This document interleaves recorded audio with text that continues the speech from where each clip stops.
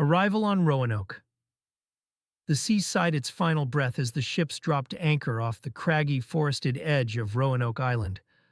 The longboats cut across the shallows, their hulls scraping silt and stone as the colonists peered forward, sunburnt and salt-chafed, at the wild green mass that would become their new world. It was July 22nd, 1587. They arrived not with fanfare, but with fatigue and a flicker of unease. The crossing had been brutal. 11 weeks of pitching decks and salt-crusted skin, of cramped quarters where disease crept between hammocks like a thief. 3 had been committed to the sea, their bodies wrapped in canvas and weighted with chain. A 4th, a girl of 7, still clung to life despite the fever that had hollowed her cheeks and dimmed her eyes. John White stood at the prow of the lead boat, hand tight on the railing, his artist's eyes scanning the shoreline with a curiosity that battled with dread. He had painted many wild vistas before, jungles and coral coasts, but nothing felt as alien as this. There was a silence to Roanoke, broken only by the lapping water and the restless cries of gulls overhead. The trees stood unnaturally still, as though holding their breath, waiting. His weathered journal lay open beside him, pages ruffled by the salt breeze. On them he had sketched their departure from Plymouth, hopeful faces turned toward a horizon pregnant with promise. Now those same faces stared at the shore with something closer to resignation. Behind him, Eleanor Dare clutched her swollen belly. 8 months along now, the child within her active during the worst of the storms, as if excited by the thunder. Today, however, it was still. She stared blankly into the thick tree line beyond the shore, where tangled vines crept low like snakes, and the leaves seemed to whisper among themselves. The sun glinted off the silver crucifix around her neck, but even its warmth felt distant now. "It doesn't want us," Mateo muttered in Algonquian from the rear of the boat. White turned. "What did you say?" Mateo only shook his head and looked away. The tribal interpreter, one of the few who had seen England and returned, had grown increasingly withdrawn as they approached Roanoke. His usual eloquence had been replaced by terse phrases and long silences, punctuated by glances toward the island's interior, as though watching for something just beyond sight. The boat slid onto the sand with a scraping finality.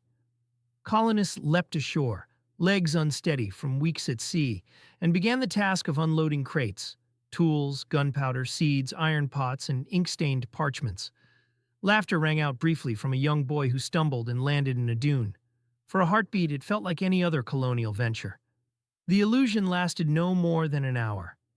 Ananias Dare, Eleanor's husband, helped her onto dry land. Her fingers dug into his arm as she steadied herself, eyes still fixed on the forest wall that rose 100 yards inland. "It's watching," she whispered. "Just trees, love," he said, concern coloring his voice. The voyage had changed her. She who had once eagerly anticipated their new life now seemed hesitant, withdrawn. He'd attributed it to her condition, to the natural fears of a woman about to bring life into an untamed world. "No," she said simply. "It's waiting." As men dragged crates into the clearing where the old fort once stood, White wandered uphill, boots sinking into damp earth that seemed almost to grip at his soles.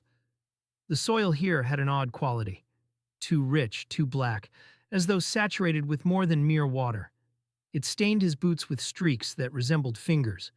He passed the remnants of Grenville's garrison. Nothing but blackened posts and scorched earth. This was where 15 men had been left the previous year, tasked with maintaining England's tenuous claim on the territory. No sign of them greeted the returning ships, no smoke signals, no waiting figures on the beach. Just silence and abandoned structures. A skeleton lay half-buried under moss, one hand curled around an English blade fused with rust. The bones were clean, too clean, as though meticulously stripped and arranged like a ghastly exhibit. He knelt by the remains, whispering a prayer. Then he saw it. A tree, thick and gnarled, stood a few paces deeper into the woods. Etched into its bark, not freshly but aged and faded, were strange symbols, not runes, not letters. They twisted like vines but curled back into eyes, mouths, spirals. Not decorative, not natural. White leaned in closer, running his fingers over one. The carving was deep, as though made by something pressing outward from within the tree rather than cut into it from outside. A shiver ran up his spine, as if the tree breathed beneath his touch. "Governor," called Thomas Harriot from behind him. The mathematician and astronomer approached cautiously, spectacles glinting in the dappled light. "The men have found something concerning." White reluctantly turned from the glyphs. "Show me." Harriet led him to a shallow depression near where the original settlement's cookhouse had stood. In the center lay a circle of stones, not randomly placed, but arranged with precision around the charred remains of a fire. The stones were carved with the same swirling patterns White had seen on the tree. Between them, small bones, not human, but arranged with deliberate care, formed a spiral that expanded outward from the center. "Is this native?" White asked, though he already suspected the answer. Harriet shook his head. "I've documented Algonquian rituals extensively. This isn't theirs." He hesitated. "The fire is recent, no more than a day old. Savages from further inland, perhaps," White suggested, but the words sounded hollow even to his own ears. Something in the arrangement spoke of purpose beyond mere ritual. It felt like language, like communication, like warning. By late afternoon, the colonists had established a rough perimeter. Old foundations from the previous attempt offered a skeletal layout for new construction.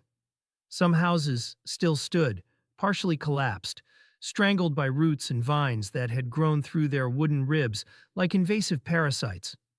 Moss draped the broken walls like funeral shrouds, pulsing slightly in the fitful breeze.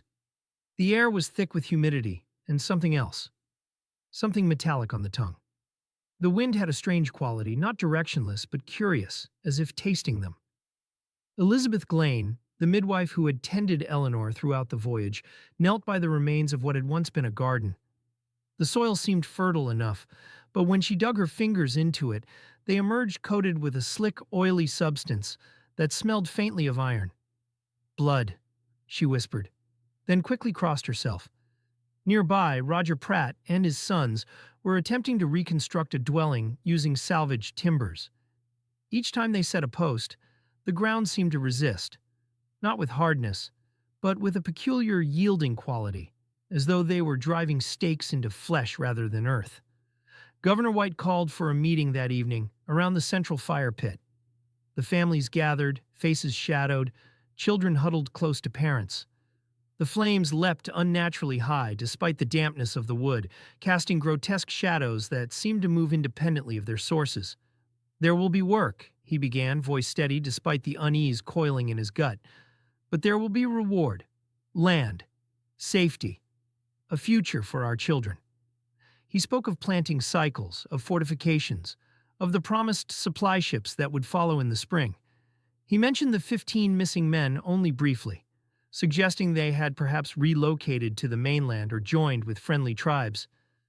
No one believed him, but they nodded anyway, grateful for the flimsy comfort.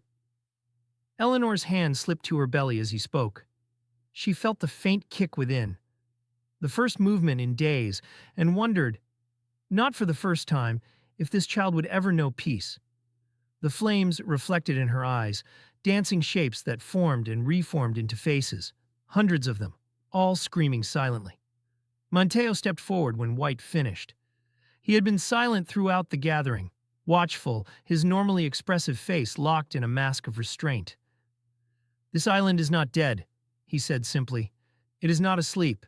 It remembers." There were murmurs. Some laughed nervously. Others avoided his eyes. A child began to cry and was quickly hushed by its mother. Francis Cooper, one of the more outspoken colonists, rose to his feet.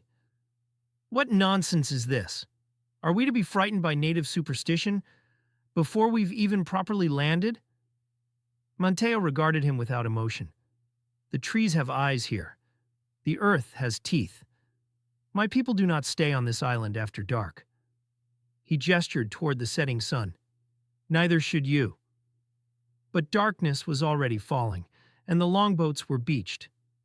There was nowhere else to go. That night, Eleanor dreamed. She floated above the trees, weightless, her arms cradling something small and warm, her soon-to-be-born child. But the leaves below writhed like snakes. They opened like mouths, speaking in a language older than fire. The forest floor pulsed like a massive heart, roots shifting and coiling with each beat. She descended slowly, as if lowered by unseen hands, until she hovered over the ocean. The water beneath was not water at all, but a thick, viscous black that rippled with awareness. It reached for her with tendril-like waves that whispered her name in voices that reminded her of cracking bones. Below her, the child slipped from her arms and plunged into the black waves.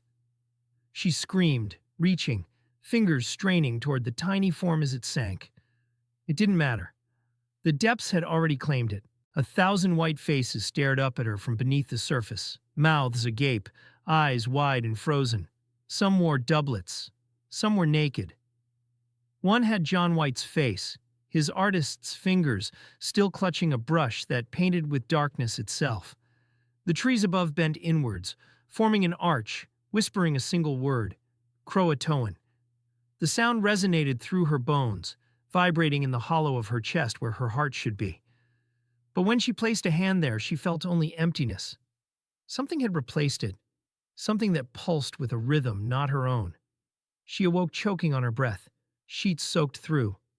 Ananias slept beside her, oblivious to her terror, his breath coming in slow, regular intervals that somehow seemed wrong, too measured, too deep, as though something else were breathing through him. Eleanor slipped from their tent into the night air, drawn by a compulsion she couldn't name. The moon hung low and swollen, casting silver light that seemed to pool like mercury in the depressions of the ground. The forest edge loomed 30 yards away, darker than the darkness surrounding it. Something moved between the trees, tall, thin, its proportions subtly wrong. It swayed like a branch in wind, though the air was still. It saw her. She knew it with certainty that transcended vision. Then, as suddenly as it appeared, it was gone, leaving only the impression of patient hunger in its wake. The next morning, her dream still clinging to her, like a film of oil, Eleanor watched a small team sent to examine the old well and latrines. What they found soured breakfast. Dozens of small animals, rabbits, squirrels, birds, lay dead in a perfect circle around the well, not mutilated but neatly arranged, as though placed there with purpose. Each one had its eyes removed, with surgical precision, the sockets dry and clean.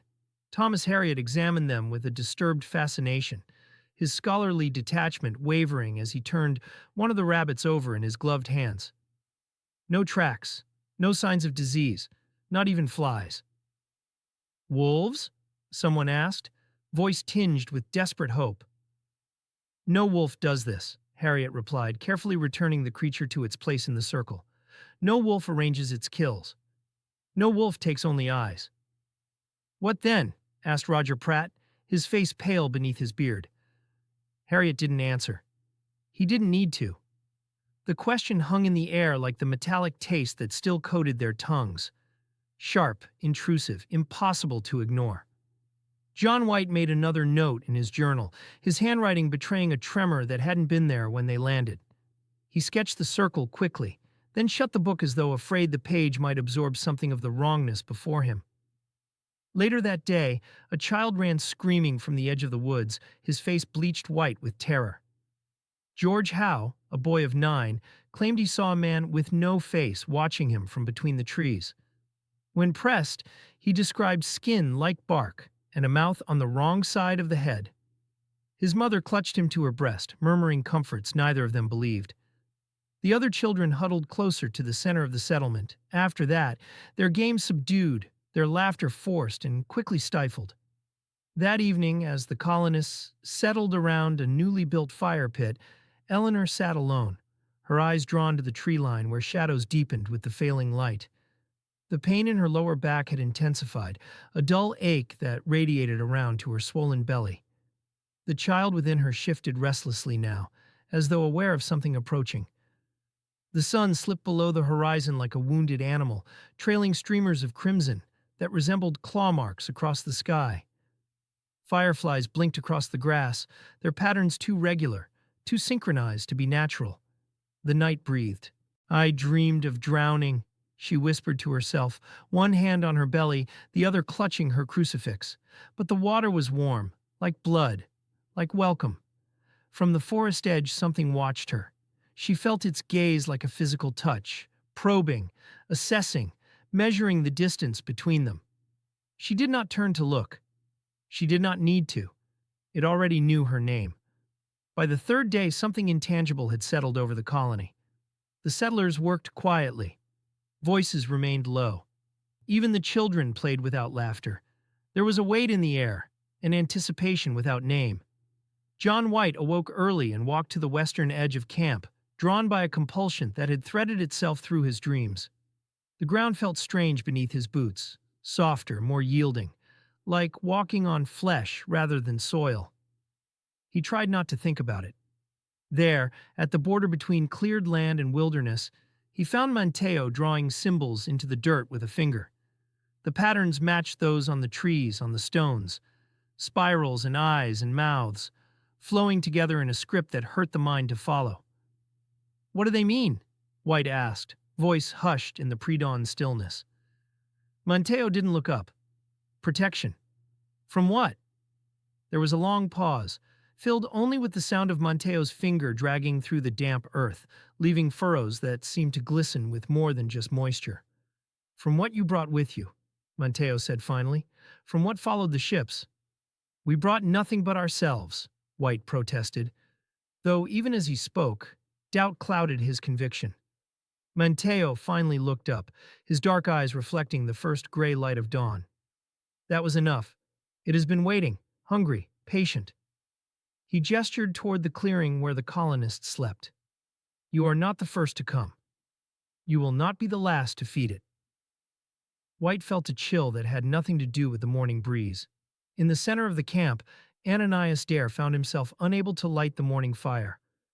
The kindling smoldered but would not catch, as though the very air resisted the flame. When he leaned close to blow on the embers, he smelled something rank and sweet, like meat left too long in the sun. He jerked back, disturbed, and saw strange patterns in the scattered ashes. Not random, deliberate. The same spirals and eyes they'd found on trees, on stones. With a shaking hand, he scattered the ashes and began again.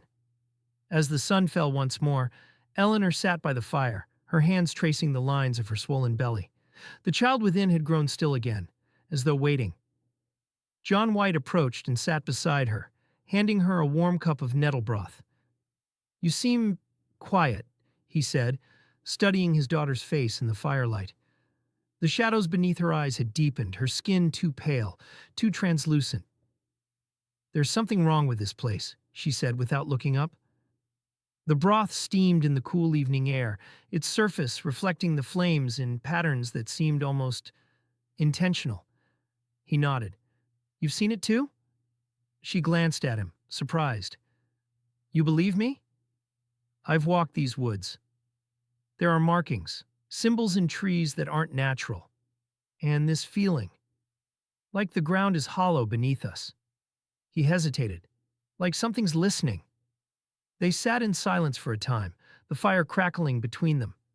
Children played a quiet game nearby, their faces solemn, their movements constrained as though afraid to draw attention. Finally, Eleanor said, "She doesn't move when I'm here." "Who?" "The baby," she replied softly. "Not since we arrived, except in dreams." She looked up at him, eyes glittering with unshed tears. "I think she's afraid." "Of what?" Eleanor looked toward the forest, where night had already swallowed the trees. "Of being born into this place." That night, John White stood outside his tent, sketchbook in hand. He looked to the stars, familiar constellations twisted in unfamiliar ways, Polaris no longer in its proper place, Ursa Major contorted into something that resembled a gaping mouth, and began to draw. His hands moved across the page with feverish intensity, capturing shapes he half saw in the darkness between stars. His mind drifted, thoughts becoming untethered from the moment, floating free in the night air. He did not remember falling asleep. In the morning, his sketchbook was full of images he hadn't made, gnarled faces peering from between roots, spiraled mouths dripping with black fluid, a tree filled with weeping children whose limbs had begun to transform into branches, and at the center of one page, written in a hand that was his but somehow not, the word Croatoan. He traced the letters with a trembling finger. They seemed to pulse beneath his touch, as though infused with a life of their own. From the forest edge, something watched, patient as the roots that had already begun to creep beneath the colony's fragile perimeter. It had waited centuries. It could wait a little longer. The feast was only beginning. The bones of others. The stench hit them before the sight did, a thick, cloying sweetness that clung to the back of the throat like honey mixed with decay. Not the familiar reek of rotting flesh, but something older, more patient, as if the very air had fermented. A group of 6 men had been sent northeast to fell trees and scout additional water sources. The forest had grown denser as they pushed inland, canopies weaving together to blot out the sky until only scattered emerald light filtered through. Mateo led them, silent as a ghost among the underbrush, while Edward Bryce, the blacksmith's apprentice, muttered complaints about the humidity soaking his collar. "This damned place," he growled, swatting at insects that swarmed his sweat-slick neck. "It breathes on you." William Clement, a barrel maker with arms thick as small trees, grunted agreement. "Aye, even the shade here feels wrong. Too cold, then too warm, like someone's breath." Their axes hung unused at their sides. None had been eager to strike the first blow against these woods. The trees here seemed to possess an awareness that made the men hesitate, their hands lingering on hilts of blades rather than handles of tools. But then Bryce stopped, his next complaint dying on his lips. "What in God's name?" The glade beyond was unusually still. No bird calls, no wind, just hanging vines and the thick, wet silence of the woods holding its breath. The air shimmered slightly, like heat rising from sun-baked stone, though no sunlight penetrated here. At the center of the clearing was a tree with something tangled in its branches. Bones, bleached and cracked, lashed with sinew, and hanging like grotesque fruit. The remains had been arranged with deliberate care, metacarpals fanned out like pale stars, femurs crossed and bound to form strange symbols. A second set of remains was pinned against the trunk with a sharpened branch, the ribcage pried open like a rotten blossom. Within the cavity, small stones had been carefully placed, polished smooth and arranged in a spiral pattern that seemed to draw the eye inward until vision blurred. Mateo said nothing. He only knelt, touching the soil near the roots, his fingers coming away stained with a slick black substance that wasn't mud. He rubbed it between his fingers, brought it briefly to his nose, then backed away, face impassive but eyes wide with recognition. "We should go," he said, voice barely above a whisper. Clement stepped forward instead, drawn by a morbid fascination that overrode his fear. "Are these men? Our countrymen?" The others fanned out, gagging, crossing themselves. As they moved deeper into the glade, more remains revealed themselves, partially hidden in high branches, buried to the neck in soil, woven into the very bark of trees as if the wood had grown around them. "Mother of God," whispered Thomas Floyd, the youngest of them at 17. "Look there." He pointed to where 2 skulls had been placed side by side at the base of a twisted oak, their jaws bound together with vine, foreheads touching, eye sockets filled with small white flowers that shouldn't have been able to grow in such darkness. The mouths were pressed together, eternally whispering secrets between them. "Don't touch anything," Mateo warned, but it was too late. Bryce had already reached out to grasp a bone dagger, a human ulna sharpened to a lethal point, that protruded from the ground. As his fingers closed around it, the bones seemed to pulse. Bryce jerked back with a cry, dropping the makeshift weapon. "It was warm," he gasped, "like living flesh." They found 13 skeletons in total by the time they retreated, each arranged in ways that defied both nature and sanity. scattered across a wide area. A boot here, still containing foot bones arranged in an impossible configuration. A spine there curved into a perfect circle. Some fused to tree roots, as if grown together. A child-sized skull with adult teeth all pointing inward. Fear hastened their steps as they returned to the colony. Each man jumped at shadows, at the creak of branches overhead. None of them noticed the thin figure that followed at a distance, tall and bent, moving with a jerking gait that never quite touched the ground. John White arrived with Harriet and several others before dusk, faces grim as they were led back to the glade. The light was failing, casting long shadows that seemed to reach for them like desperate hands. He stood over the carnage in silence, his artist's eye capturing details that others missed. The precision of the arrangements, the unnatural symmetry, the way the bones had been modified not with tools, but with teeth and fingernails. These were Grenville's men, White said flatly, left behind in 1586, 15 total. Harriet adjusted his spectacles, sweat beading on his brow despite the chill that had settled over the clearing. I count 13 sets of remains. Where's the rest of them? Asked Harriet, voice tight with dread. White gestured toward the trees where fragments of bone and cloth fluttered from branches like grisly decorations. In pieces. Ananias Dare, who had insisted on accompanying them, despite Eleanor's pleas, vomited quietly against a tree. When he wiped his mouth, he noticed the bark beneath his hand was warm and slightly yielding, like feverish skin. He jerked away. This wasn't savages, he said. This is wrong.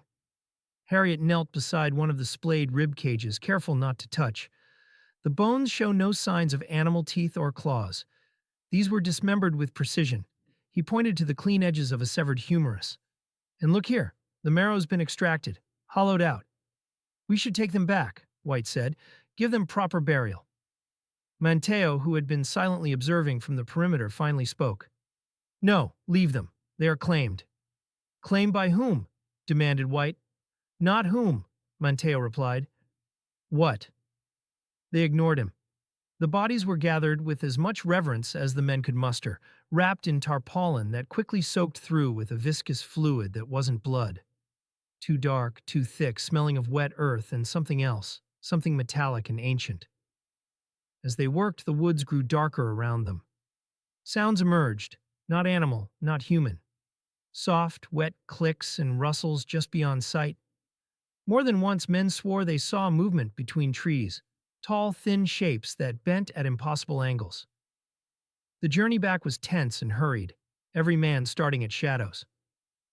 White couldn't shake the feeling of being followed, of eyes tracking their progress from within the canopy above. The bodies were buried in a shallow trench behind the palisade as night fell in earnest. No prayers were spoken. The words wouldn't come. Instead, the men stood in silence, unwilling to linger but equally reluctant to disperse, to be alone. That night, at the council fire, theories were exchanged over tight jaws and clenched hands. The flames cast more shadow than light, as if darkness had substance here that devoured illumination. Wolves, said Edward Bryce. His earlier fear hardened into desperate denial. Or bears, maybe both. Roger Pratt shook his head. Bears don't strip bones like that, and wolves wouldn't leave them arranged. Indians, then, offered another man. Some savage ritual we don't understand. No, Manteo interrupted, his voice cutting through the murmurs like a blade. Wolves do not stack bones. Bears do not drain blood. And my people do not speak to the dead through bone. Drain? Someone repeated, the single word charged with horror. Manteo nodded. The earth beneath them was dry. Too dry for that place. The blood had been taken elsewhere. He made a gesture that might have been protective, or resigned. Consumed. The fire crackled loudly in the silence that followed, sparks rising like desperate spirits into the night. Harriet leaned in, the firelight reflecting off his spectacles, momentarily hiding his eyes. What would do this, then? Manteo met his gaze. His face, usually stoic, betrayed a flash of something ancient and terrible, a knowledge handed down through generations in whispers and warnings. something that remembers. Remembers what? White asked. Being forgotten. A log in the fire collapsed, sending embers dancing. In that momentary flare, every man there could have sworn the trees leaned closer, bending inward against the wind. Later in his tent, John White reread Grenville's final letter, which mentioned leaving the 15 men in suitable condition with powder and command. He imagined them, sentries with pikes and rifles, watching the tree line, laughing in the sun. And now their teeth sat in a bucket, unaccounted for. He scribbled in his journal by faltering candlelight. July 23rd. We have found what remains of the 15 left by Grenville. Not one lived. Their flesh gone, their bones rearranged like offerings. The others fear wolves, but I do not. There are no paw prints, no signs of struggle. Only the stench of something older than rot. I cannot bring myself to tell the others what I saw, that some of these men did not die at once. The evidence of healing around certain breaks suggests they lived for some time after their initial dismemberment. What manner of hell did they endure before the end? And what manner of creature keeps its prey alive as it feeds? His hand trembled as he wrote, the letters warping across the page. Outside, the wind picked up, rattling the canvas of his tent. Except there was no wind. The night was still as death. That night the whispers began. First in the trees, so faint they could be mistaken for the wind through leaves. A subtle susurration that formed half words, fragments of meaning that dissolved when directly attended to. Then in the camp, moving between tents like a current, rising and falling in pitch, sometimes distant, sometimes so close it felt like lips against an ear. Eleanor heard them first, outside her tent, a sound like wet cloth dragging across stone, forming syllables that hurt the mind to comprehend. She rose, awkward with the weight of her pregnancy, and stepped to the flap, her hand on her belly protectively. The baby within had grown still again, as if listening. No one was there, but the whispering persisted. Not English, not Algonquian. Something wetter, like breath, dragged across a reed. It moved around the tent's perimeter, pausing at each corner as if searching for a way in. "Who's there?" she called, her voice sounding thin and fragile in the darkness. The whispering stopped. Then slowly it began again, but now it formed a word she recognized. Her name. She slammed the tent flap closed and huddled beneath blankets that suddenly seemed too thin, too permeable. The weight in her womb shifted for the first time in days, a slow, deliberate movement that felt less like a child turning and more like something uncoiling. By the 5th morning, the colony had begun to divide. Those who had heard the whispers moved with haunted expressions, jumping at shadows, while those who hadn't grown increasingly uncomfortable around their fellows. Suspicion bloomed like a poisonous flower, and livestock had begun disappearing. The goats were the first. A pen gate unlatched. Its simple wooden mechanism opened from the inside. No tracks disturbed the soft earth around the enclosure. Just smears of dark fluid like oil dragged through the grass. Not blood, but something that glistened even when dry, reflecting light at impossible angles. Then a chicken coop stood open, the birds gone without a sound, without struggle. In their place, feathers had been arranged in concentric circles on the ground, like a ritual diagram. At the center lay a single egg, cracked open to reveal not a yolk but a tightly coiled bundle of human hair. John White, increasingly gaunt, his skin hanging loose over cheekbones that had grown too prominent, interrogated the guards with barely restrained panic. No one saw anything, they all said, eyes downcast, hands fidgeting with weapons rendered useless against an enemy they couldn't see. They must be climbing the palisade, Bryce offered, his earlier terror now masked with brittle practicality. Indians, I mean. They're silent as ghosts when they want to be. White shook his head. There's no blood, no struggle, no noise. He gestured to the walls where fresh mud had been applied just days before. And look, no footprints. Nothing disturbed the mud. Then what? Asked Ananias, the dark circles beneath his eyes betraying his own sleepless nights. White had no answer, not one he was willing to speak aloud. He began checking the boundaries himself every night, lantern in hand, ears straining against the sighs of the wind. More than once he thought he saw a figure in the trees. Too tall, too thin, its proportions subtly wrong. But it vanished whenever he got close, leaving only a faint impression in the air, like heat distortion. Sometimes he found markings, fresh glyphs carved into trees that had been unmarked the day before. They appeared overnight, cut deep into bark that showed no signs of tools, as if the symbols had grown naturally from within the wood. Harriet began sketching these glyphs, his scientific mind desperate to find pattern and meaning in the madness. The shapes matched nothing in any known language. He compared them with his Algonquian notes, Latin roots, Greek dialects. They were none of these. Some curved into triskelions, others twisted into impossible spirals that hurt his eyes to follow, the lines seeming to move slightly when not directly observed. "It's like looking into a scream," he told White one morning, showing him the latest rubbings taken from a massive oak near the well. "The form suggests language, but the structure is wrong. It doesn't flow left to right or top to bottom. It seems to radiate outward from a central point, like a wound," White finished for him. They burned one of the carved trees to see if the marks were merely bark deep. The fire took hold reluctantly, the wood resisting flame as if alive. When it finally caught, the smoke that came off it stank of bile and copper. One man vomited. Another claimed the smoke formed faces as it curled upward. The fire turned green at its heart, casting a sickly light that made skin look diseased, corpse-like. No one slept well that night. The next night, a child named Sarah Tipton vanished. She had been playing hide-and-seek with 3 others, darting between tents, her laughter one of the few bright sounds left in the colony. Her mother, a widow named Mary, saw her run toward the eastern edge of the camp, near where a stand of saplings had been left standing inside the perimeter. Then nothing. No scream, no struggle, just absence.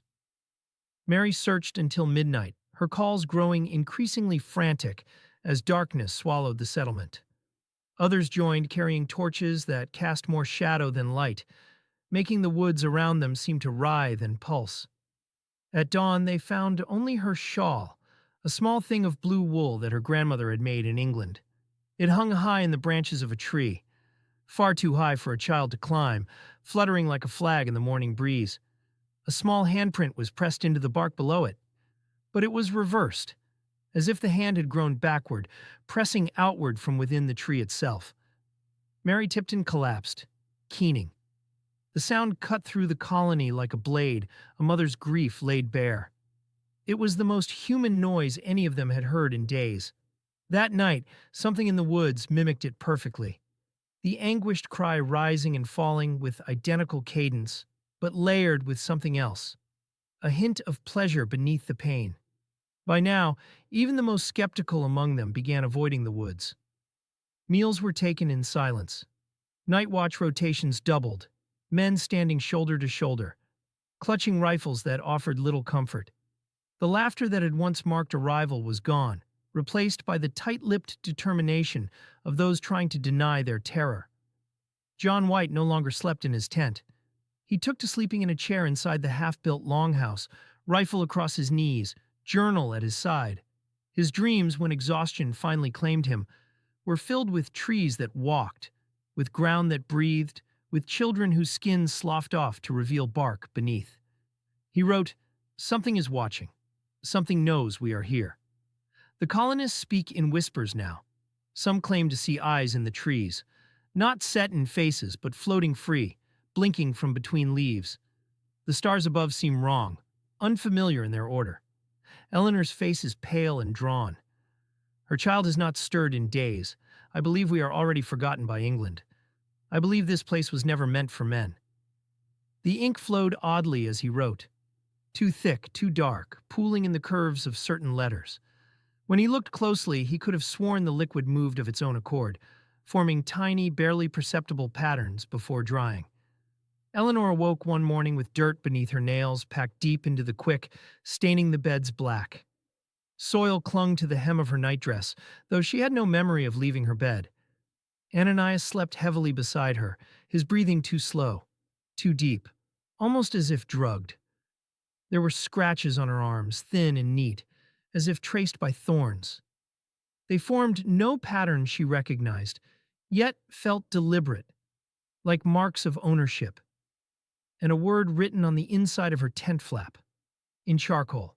She's listening. The handwriting was not her own, not anyone's she recognized. The letters seemed malformed, awkward, as if written by something not used to holding quill or coal. She looked around. No one else was awake.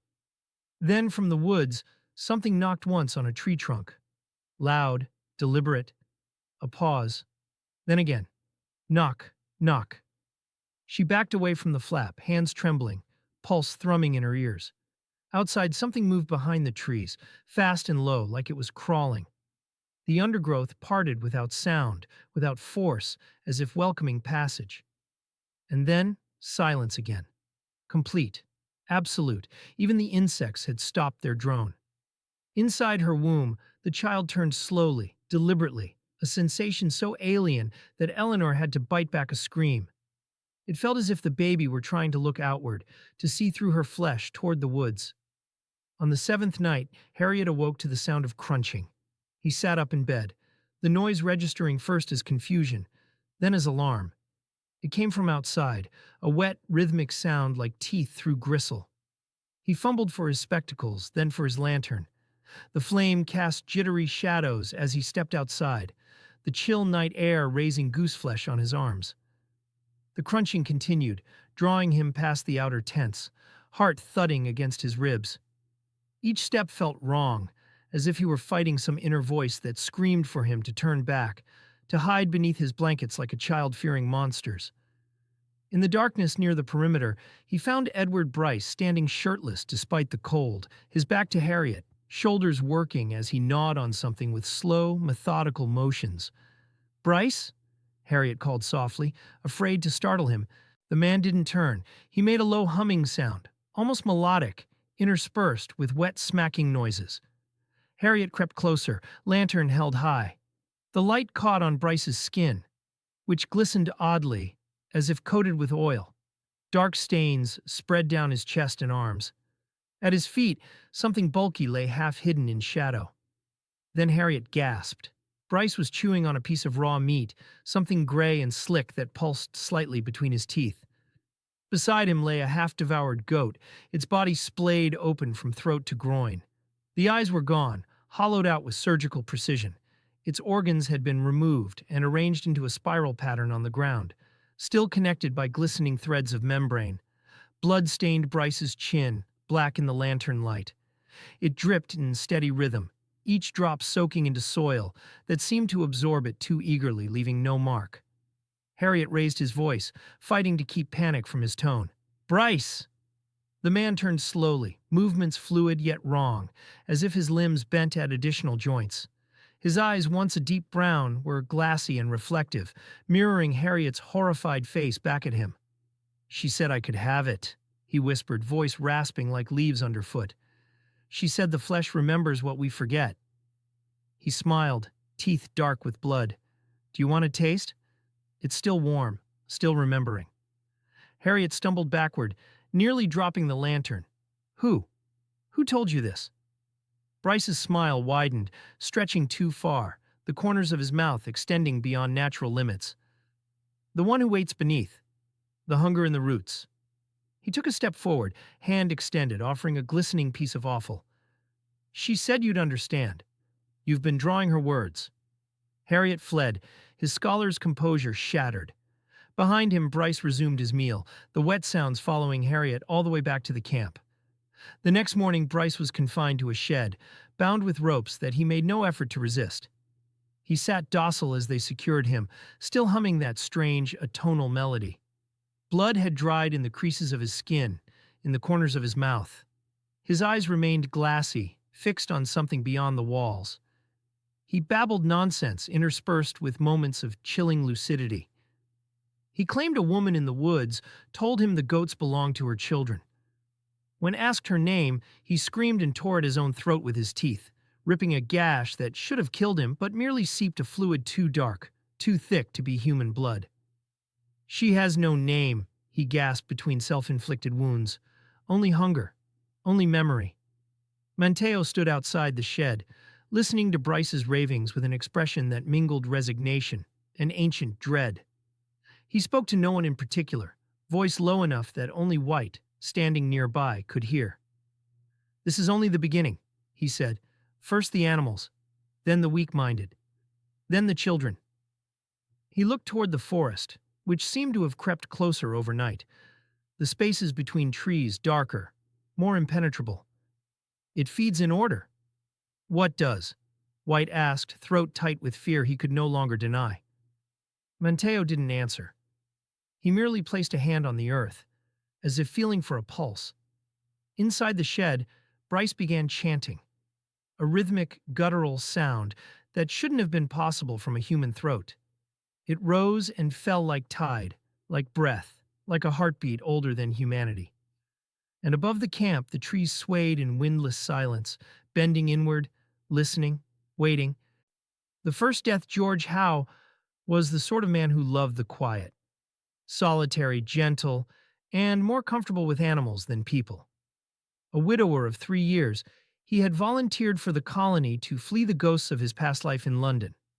His hands, calloused and steady, could mend fishing nets with remarkable precision and gentle injured birds back to health. The other colonists respected his silence, his self-sufficiency, his calm in the face of chaos. On the morning of his death, he had wandered to the tidal flats with a small net, hoping to catch blue crabs in the cool of dawn before the sun made the shoreline unbearable. The sky had been streaked with bands of crimson that bled into violet. Beautiful, if one ignored how closely they resembled claw marks across flesh. He had nodded to William Clement as he passed the eastern watchtower. "Just to the shallows," he'd said, back before midday. Clement would later recall that something had moved in the reeds behind Howe, something tall and thin that seemed to fold itself like paper when Howe turned toward it. He hadn't mentioned it. Hadn't wanted to sound like the others, jumping at shadows. He would regret this silence until his dying day. George Howe did not return.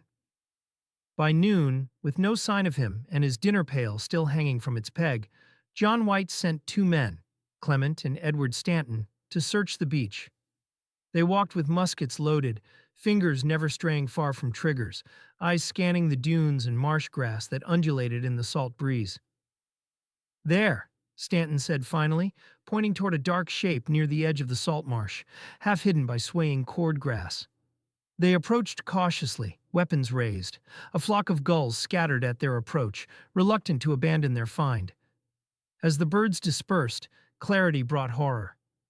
It was Howe, face down, arms spread in a grotesque parody of Christ on the cross.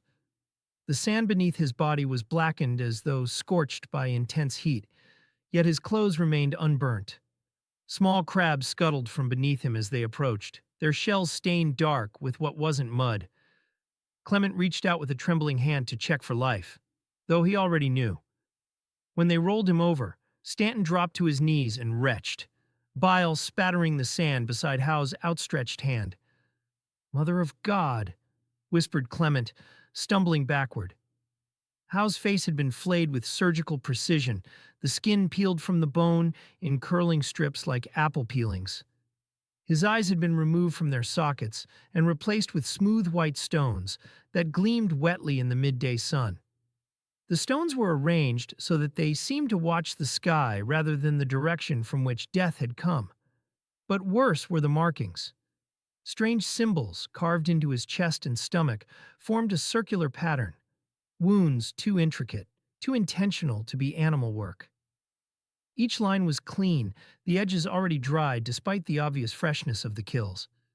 The designs resembled those found on the trees, spirals, mouths, eyes, forming a text that seemed to pulse slightly when viewed from the corner of vision. Most disturbing of all? No blood stained the sand, not a drop. The wounds were clean, drained, as though Howe's life had been carefully collected rather than spilled. John White arrived within the hour, his face ashen as he dismounted from his horse. Eleanor's husband, Ananias, accompanied him, along with Harriet, whose scientific detachment faltered at the sight before them. White stared down at what had once been his friend and said nothing. His hands trembled slightly at his sides.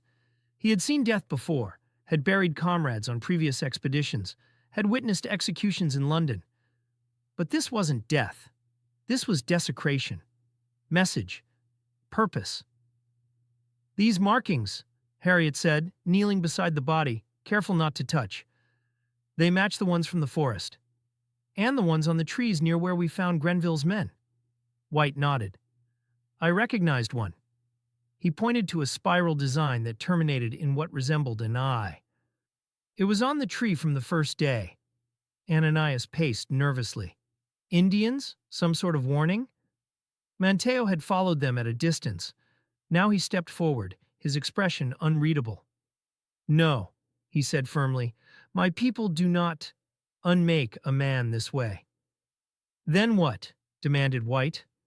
Manteo stared out toward the tree line, visible as a dark band beyond the marshes. "Something older." The body was wrapped in canvas and carried back to the settlement on a makeshift stretcher. The men who bore it walked in uneasy silence, starting at every rustle in the marsh grass, every call of distant birds. None noticed the wet impressions that appeared behind them in the sand, not footprints, but marks like those a massive serpent might leave, weaving between their tracks before vanishing at the edge of the tree line. White ordered the body placed in a locked hut rather than buried immediately. There would be no hasty interment, no chance for evidence to be lost. He gathered the council, Manteo, Harriet, Ananias Dare, and a handful of the stronger men. They met in the half-constructed meeting house, doors barred despite the suffocating heat. "This was no bear," Harriet said grimly, removing his spectacles to wipe sweat from his brow. "No wolf, no man either." "The wounds were made with purpose," added Roger Pratt, who had examined the body more closely after its return. Like writing. Or drawing." "It was a message," Manteo said, his voice unnaturally calm compared to the fear that clouded the others' faces. "And not for you." White stared at him across the rough-hewn table. "Then for who?" Manteo paused, weighing his words carefully. The silence stretched, broken only by the distant cry of a gull and the soft creak of timber as the wind pushed against the unfinished walls. "The god beneath," he said finally. No one spoke. The words hung in the stifling air, absurd yet somehow fitting the nameless dread that had stalked them since arrival. Eleanor, watching from a distance through a gap in the wall planks, felt a sudden shiver run through her. Her unborn child kicked violently, for the first time in days, a sensation so sharp and unexpected that she gasped aloud.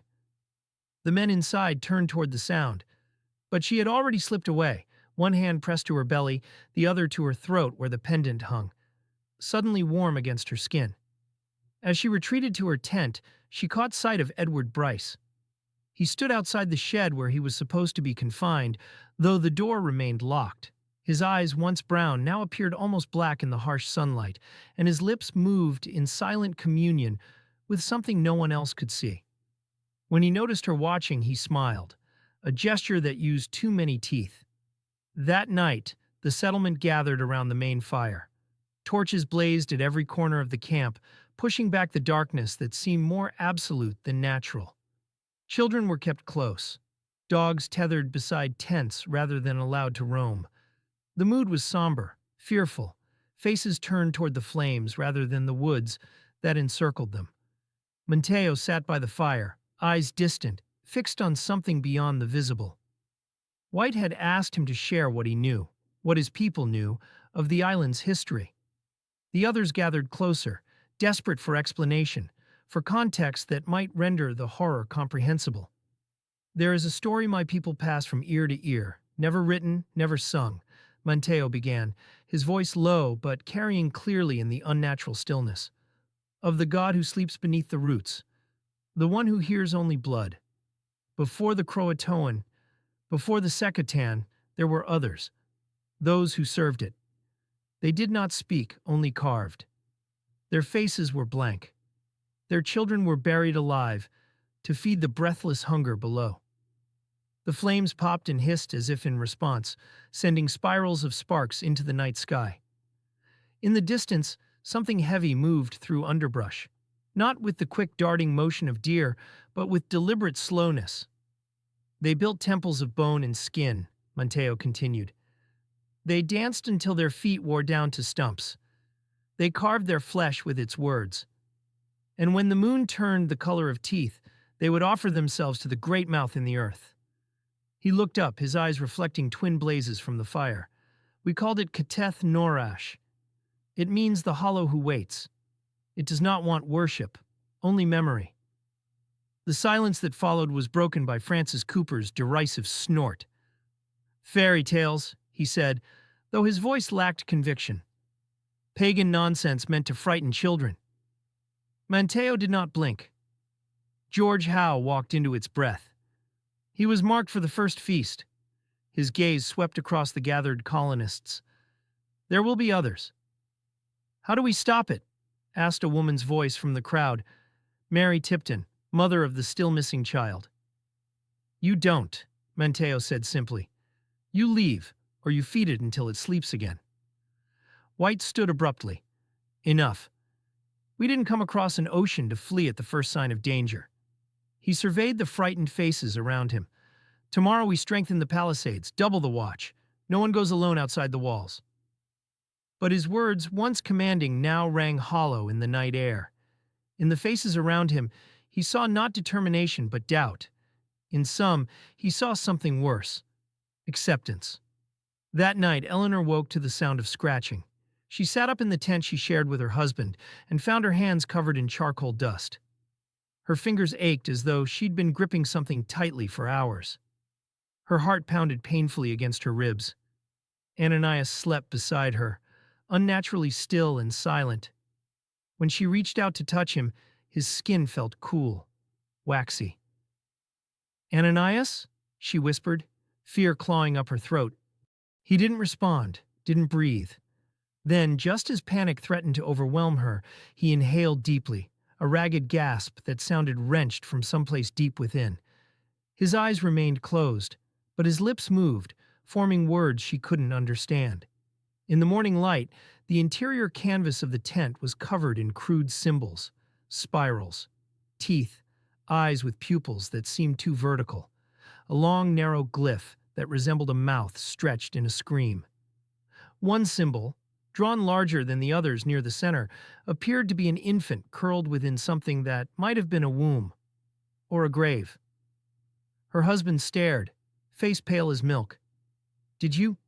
I don't remember, Eleanor whispered, her voice smaller than she intended. The child within her shifted restlessly, as if disturbed by the symbols around them. I was asleep. She would find them again, on the tent floor, on the back of her hand mirror, carved lightly into the wooden legs of the cot with something sharp. Her eating knife, found under her pillow, its blade stained not with blood, but with a dark substance that smelled of wet earth and copper. Each night she drew more. Each morning she swore she hadn't. Sometimes now she dreamed with her eyes open, seeing the camp overlaid with somewhere else. A place of standing stones and spiraling trenches filled with offerings. Bones, flesh, infants with malformed limbs. In these waking dreams, the ground beneath the colony pulsed like a massive heart, and roots crept through the soil like veins, searching, tasting, remembering. John White, eyes sunken from lack of sleep, and voice hoarse from issuing orders no one fully obeyed, declared a curfew. No one was to leave their tents after sundown, except those assigned to watch. Torches would remain lit at all corners of the camp, their light a fragile barrier against what waited in the darkness. He organized patrols, 4 men to walk the perimeter in rotating shifts, each armed with musket, knife, and prayer. I will not lose another, he growled to Harriet as they inspected the eastern wall. Whatever game this is, whether Indian devilry or something else, it ends now. But it was already too late. What had begun with unease, with whispering leaves and strange carvings, had rooted itself in the colony's soul. Fear spread like plague, invisible but potent, transforming rational men and women into creatures of instinct and superstition. The death of George Howe fractured the colony like a stone striking ice. Suspicions took root in fertile soil of terror. Some accused the Croatoan, despite Manteo's presence among them. Others whispered about Eleanor and her sudden change, the way she sometimes stood motionless, staring at nothing, lips moving in one-sided conversation. A few claimed Bryce had been possessed when he attacked the goat. Was he a carrier of some madness that had spread to Howe that might spread further? 3 men refused to sleep in the common area, building a separate shelter pressed against the palisade wall. They hung charms made of twigs and gut around their doorway. When questioned, they said only, "It won't cross the threshold if we don't invite it." White walked among the tents at night, watching, listening. He heard muttering from tents where no lights burned, voices engaged in conversation, though only one person occupied the shelter. He caught sight of a woman, Agnes Smith, mother of 2, slicing open her hand in secret and pressing her blood against the earth. When confronted, her eyes showed no shame or fear. "I'm feeding it," she said calmly, as though explaining the obvious. "If it's satisfied with drops, it won't take buckets. It won't take my children." He didn't write that one down in his journal. Some things were too disturbing to commit to paper, as if the act of recording might give them additional power. Harriet continued his translation efforts in the small tent he'd set aside as a study. By lantern light that seemed perpetually on the verge of guttering out, he compared the glyphs Eleanor drew with those carved into trees and bones. Charts and rubbings covered every surface, pages pinned together in sequences that formed larger patterns. He noticed certain phrases repeated across multiple sources: mouths of stone, children of mud, she who returns. "What does it mean?" White asked, examining a particularly complex spiral that seemed to shift slightly when viewed too long, as if the ink itself were slowly rotating. Harriet hesitated, removing his spectacles. Without them, his eyes looked smaller, more vulnerable. "I think the island is listening, and it's learning." White blinked. "Learning what?" "Our language, our fears." Harriet gestured to a series of symbols that bore unsettling resemblance to human anatomical drawings. "It's learning our shapes, how we're made, how we break." He swallowed hard. "And I think it's teaching something to those who listen." "Teaching what?" "How to open the door wider." That evening, William Clement, one of the guards, who had found Howe's body, approached White with an ashen face and trembling hands. "I saw him," he whispered, glancing over his shoulder though they stood alone near the eastern watchtower. "How?" "Walking at the edge of the camp just before dawn." White's exhaustion gave way to cold alarm. "You buried him yourself." "I know what I saw," Clement insisted, eyes wide and bloodshot. "He was naked, his skin gone, like when we found him. But walking. His movements were wrong. His body moved without bending his knees, like he was floating just above the ground. And his jaw—" He made a helpless gesture. It was unhinged, stretched open like a snake about to swallow something whole. White slapped him hard across the face. "You saw nothing. The grave is undisturbed. You were tired, or dreaming with your eyes open." Clement touched his reddening cheek, but his gaze didn't waver.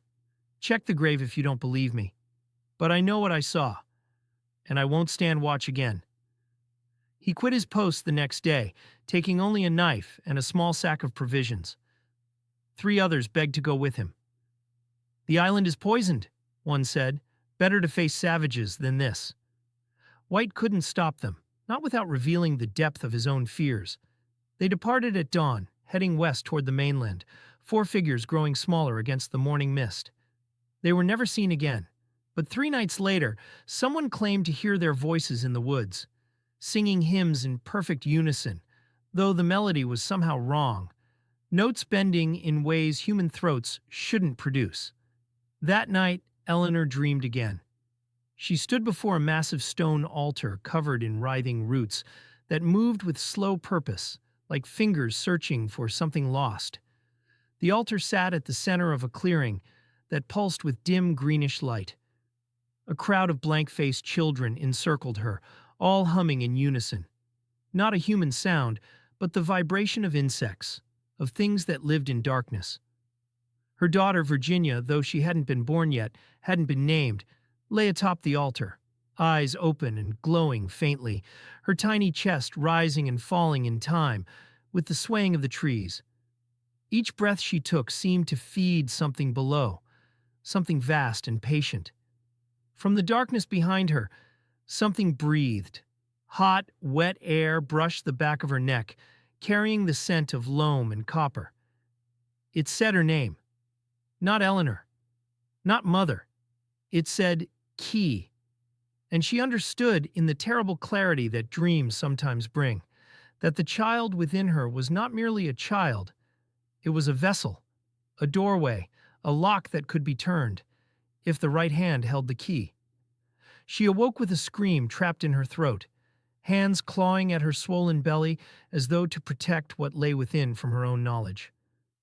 Beside her, Ananias slept on, oblivious.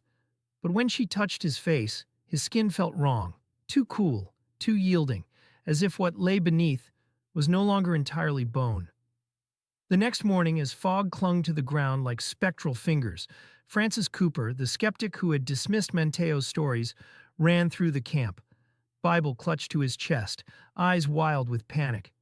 "The trees have moved," he shouted, pointing toward the southern perimeter. "The forest is alive."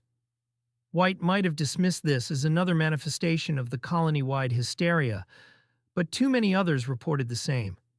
A section of the southern perimeter now faced a hollow that hadn't been there before, a perfect semicircle of empty space where dense forest had stood the previous day. The guards swore the trees themselves had shifted in the night, roots pulling free of soil, trunks bending and straightening like men stretching after sleep. When John White investigated, he found a clearing where the grass grew in a spiral pattern that led inward toward a central depression. The soil there appeared freshly disturbed, as though something had recently emerged, or been buried. Around this pit, small bones littered the ground, tiny bones, infant-sized. Some ancient, yellowed with age, others disturbingly fresh. He turned and vomited, the meager contents of his stomach spattering the spiral grass. As he straightened, wiping his mouth, the wind whistled through the trees, and for the briefest moment, it sounded like laughter, high and childlike, but layered with something deeper, something hungry. By week's end, half the camp carried weapons openly.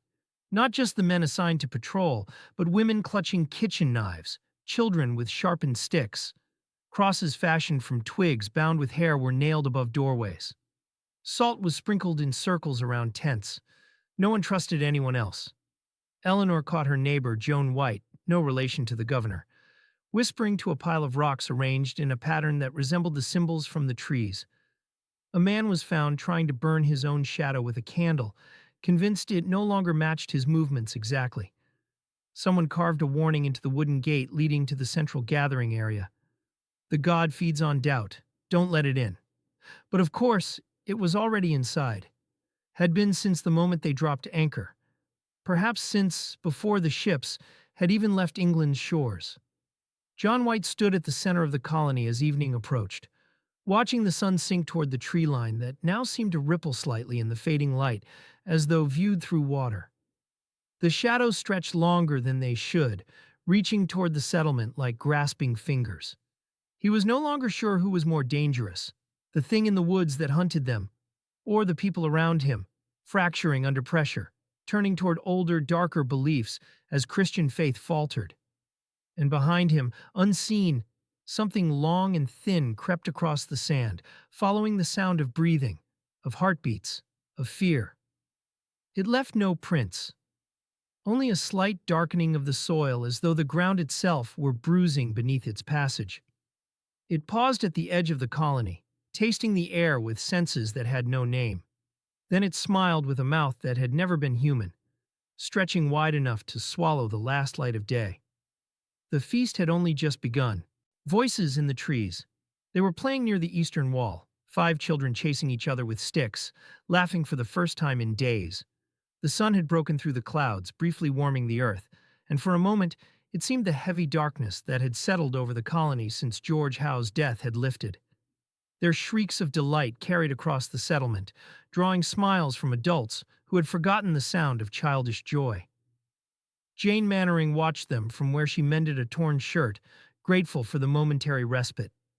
The colony had grown somber, faces drawn, and eyes constantly darting toward the tree line. This small pocket of normalcy felt like a miracle. Then one of them stopped running. Elizabeth Rayner, a girl of 7 with copper hair and a spray of freckles across her nose, stood still, head tilted as though listening. Her smile faded, replaced by an expression of puzzled concentration.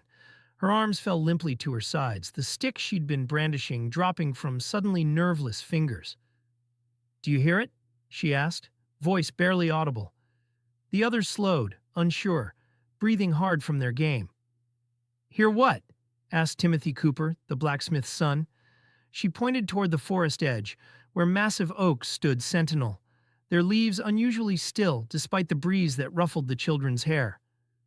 "They're calling me." The other children exchanged glances, then followed her gaze. The tree line seemed to waver slightly, as though viewed through heat rising from summer ground. Timothy took a step closer to Elizabeth, suddenly protective.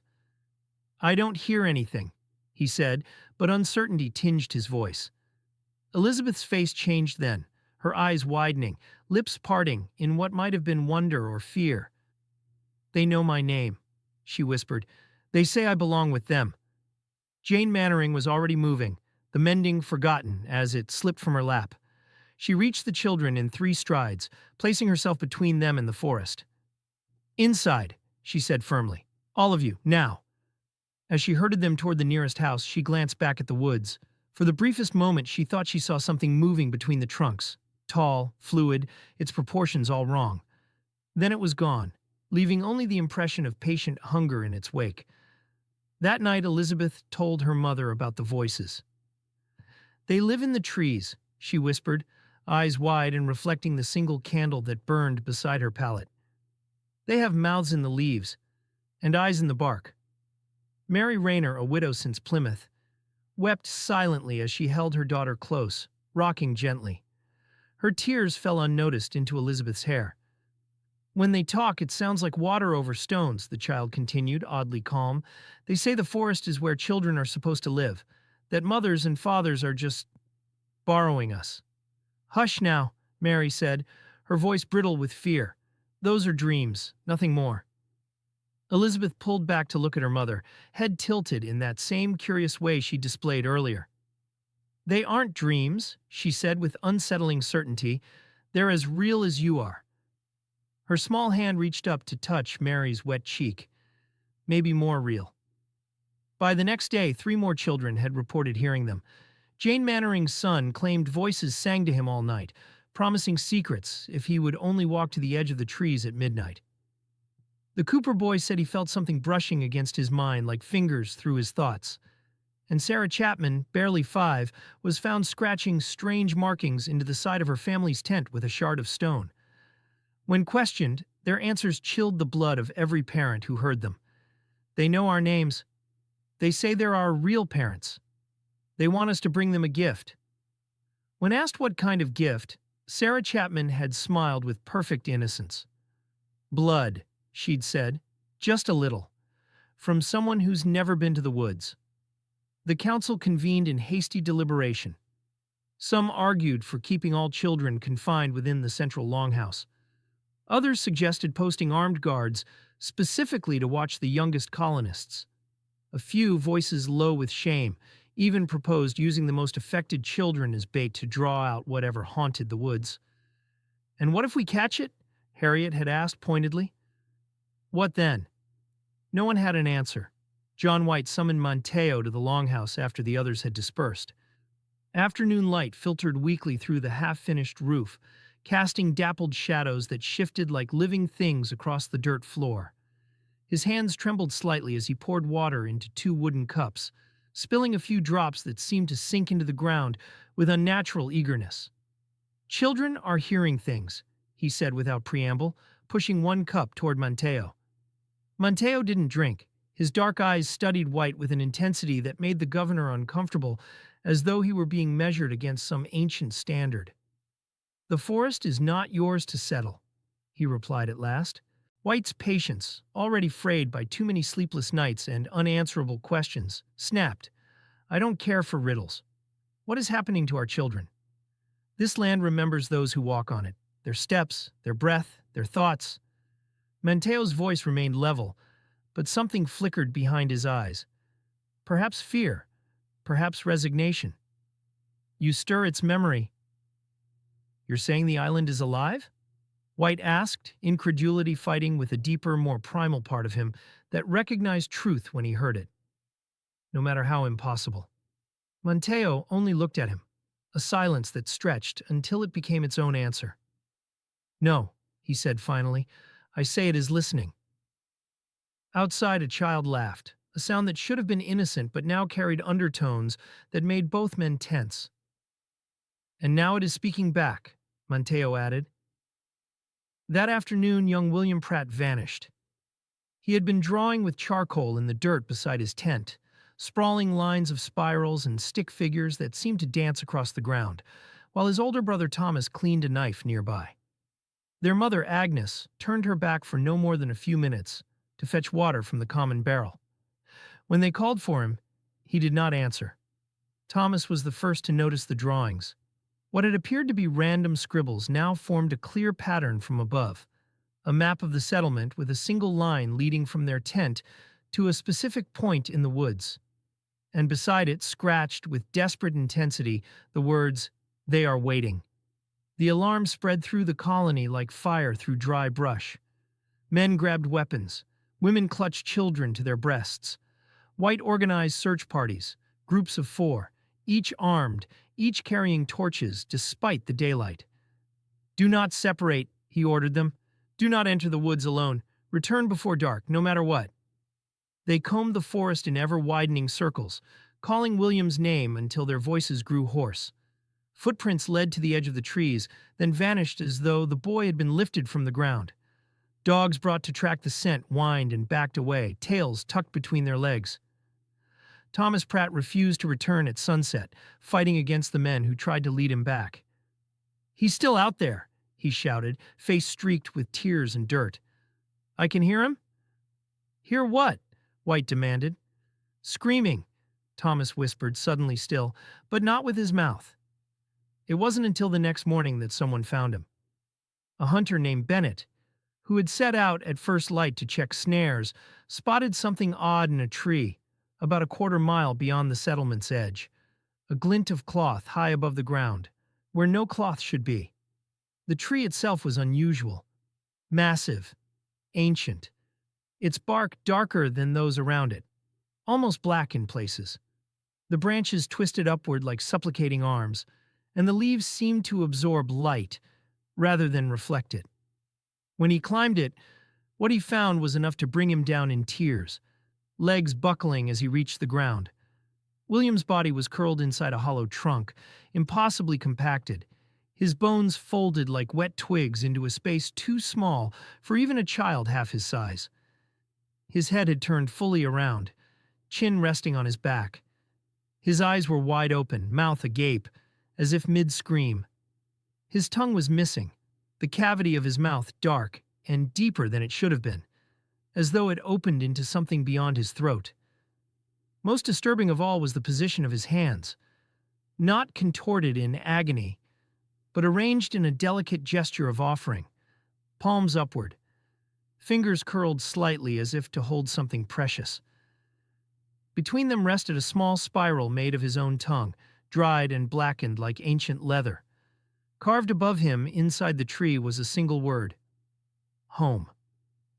Bennett returned supported between 2 men, his story spilling out between sobs.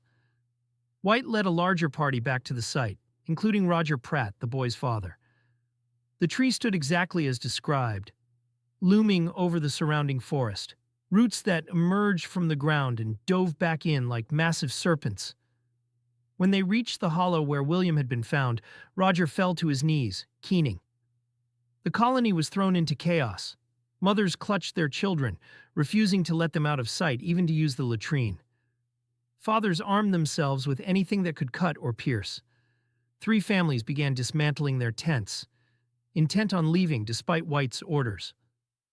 Harriet examined the tree, inspecting the hollow with scientific detachment that barely masked his horror. The word home appeared too deep, etched beneath the bark's oldest layers, as though the tree had grown around it over decades or centuries.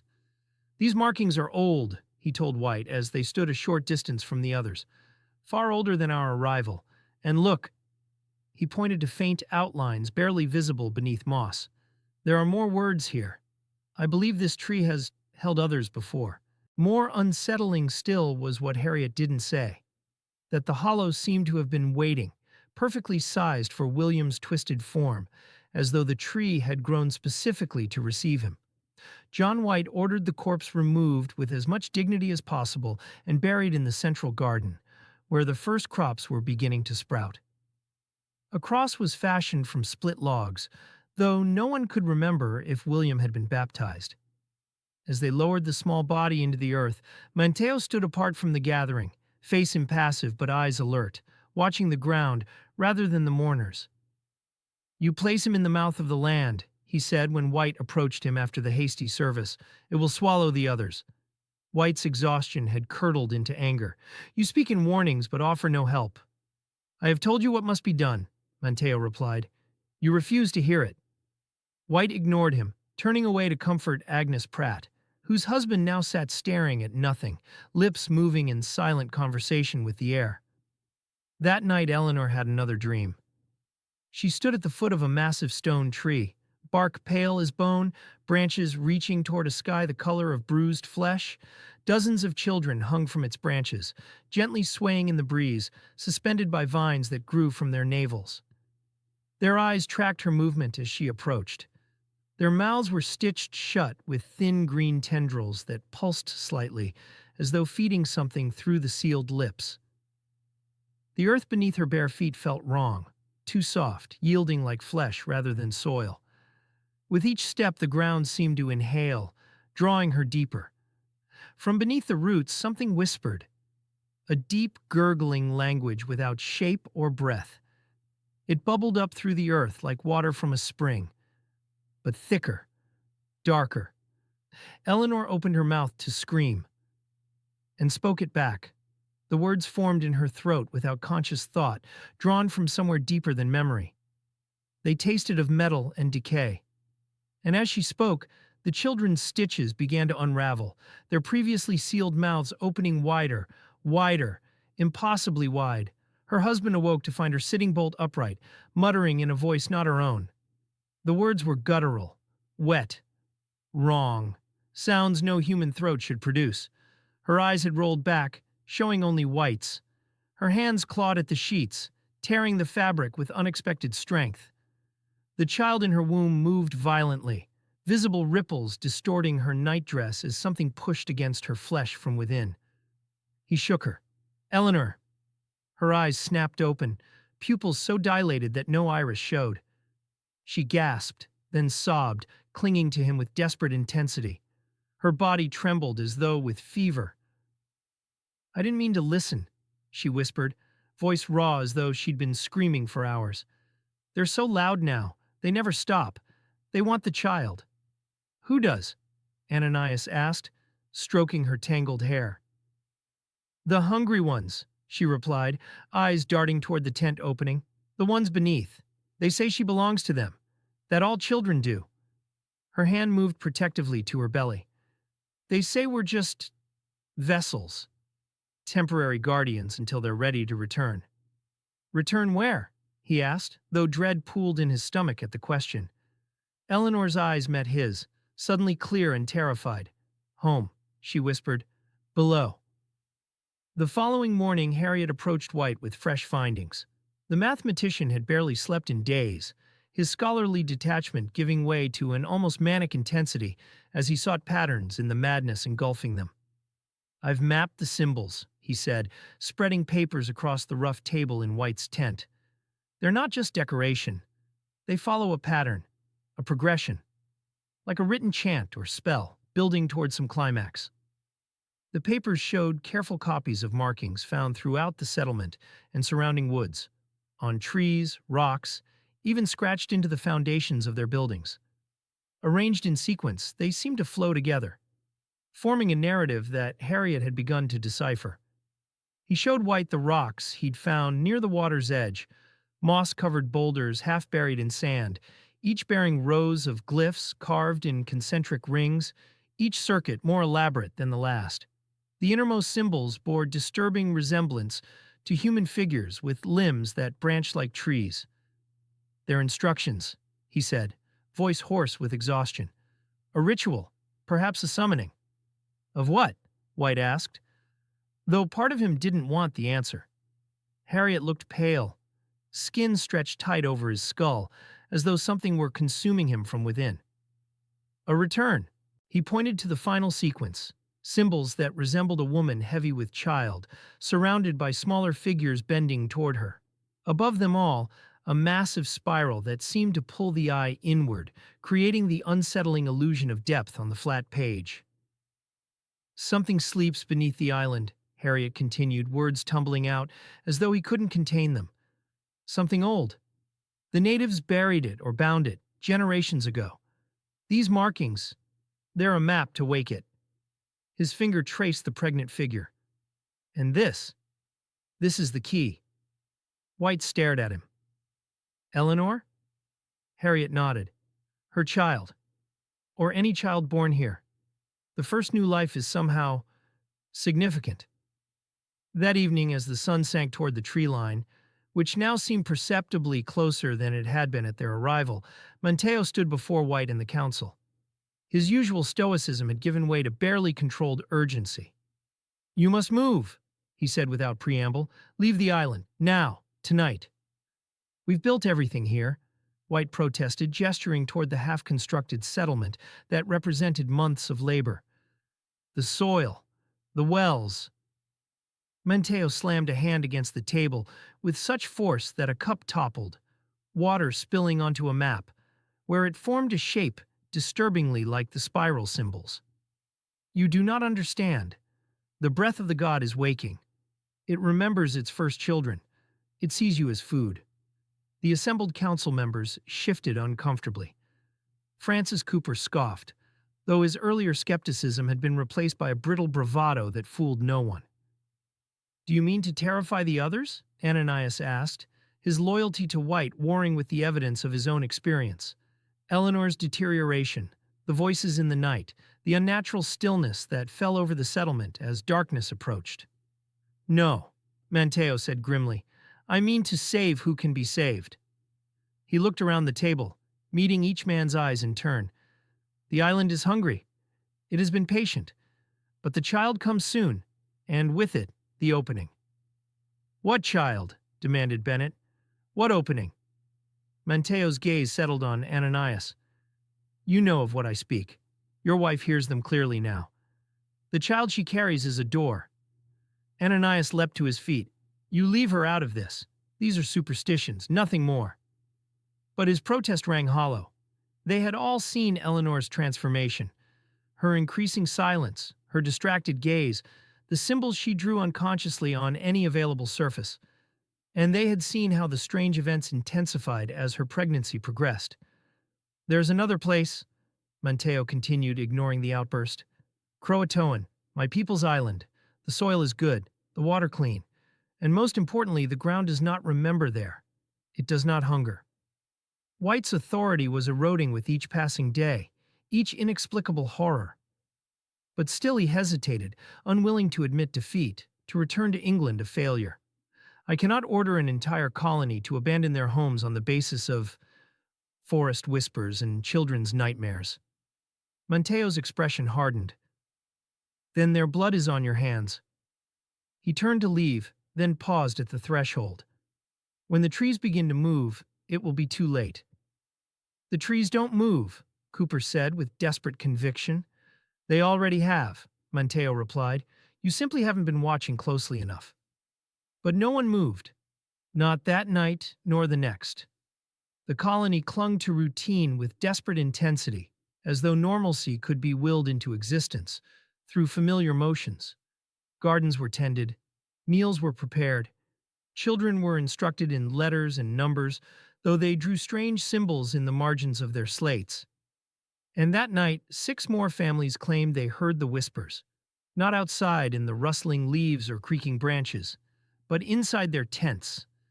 The voices came from beneath sleeping pallets, from inside sealed trunks, from the shadows that pooled in corners despite the lantern light.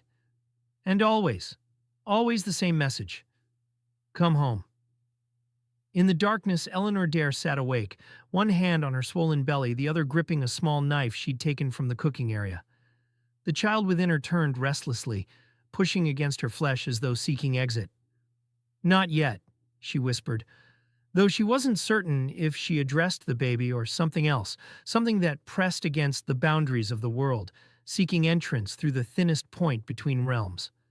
Outside, the trees had indeed moved, advancing by inches each night, roots slithering beneath the earth like patient serpents, branches reaching toward the settlement like hungry hands. And below, something ancient stirred in its long sleep, tasting the air through 1,000 wooden mouths, listening through leaves that trembled with anticipation. It would not wait much longer. The ritual of corn and blood. It was Harriet who found the cornfield first. He had been searching for soil samples beyond the western trail, far enough that the voices faded behind him, that the weight pressing against his mind eased slightly. The unnatural silence of the colony had driven him to seek solitude, to find answers in the earth itself rather than in the increasingly erratic behavior of his fellow settlers. For 3 hours he had walked, cataloging minerals, noting unusual formations in the soil. The forest had thinned gradually, giving way to a clearing he hadn't encountered on previous expeditions.